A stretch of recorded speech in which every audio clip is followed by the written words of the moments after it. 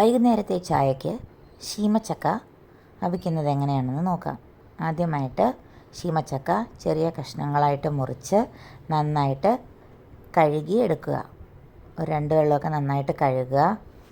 അതിനുശേഷം നമുക്കിന്ന് കുക്കറിലിട്ട് വേവിക്കാം. അമ്മയുടെ സ്പെഷ്യൽ ശീമച്ചക്ക അവിച്ചതാണ് നമ്മളിന്ന് കാണാൻ പോകുന്നത്. അതിന് വേണ്ടിയിട്ട് ഒരു മുറി തേങ്ങ നന്നായിട്ട് ചിരകിയെടുക്കുക. അതിനുശേഷം അതിലേക്ക് അല്പം വെള്ളം കൂടി ഒഴിച്ച് തേങ്ങാപ്പാൽ പിഴിഞ്ഞെടുക്കാം. ഇനി ഈ തേങ്ങാപ്പാൽ കുക്കറിലേക്ക് നമുക്ക് ഒഴിക്കാം. കുറച്ച് വെള്ളം വെച്ച് വേവിച്ചാൽ മതിയാകും. കുക്കറിലായതുകൊണ്ട് തന്നെ വെള്ളം കൂടിപ്പോകാൻ പാടില്ല. അപ്പോൾ തേങ്ങാപ്പാൽ പിഴിഞ്ഞൊഴിച്ചിട്ടുണ്ട്. വേണമെങ്കിൽ അല്പം തേങ്ങയുടെ കൊത്തും കൂടെ നമുക്ക് ഇട്ട് കൊടുക്കാം. ആവശ്യത്തിന് ഉപ്പും ചേർത്ത് നമുക്ക് വേവിക്കാം. ഏകദേശം ഒരു വിസിൽ ആയപ്പോൾ തന്നെ നമ്മുടെ ശീമച്ചക്ക വെന്ത് കഴിഞ്ഞിട്ടുണ്ട്.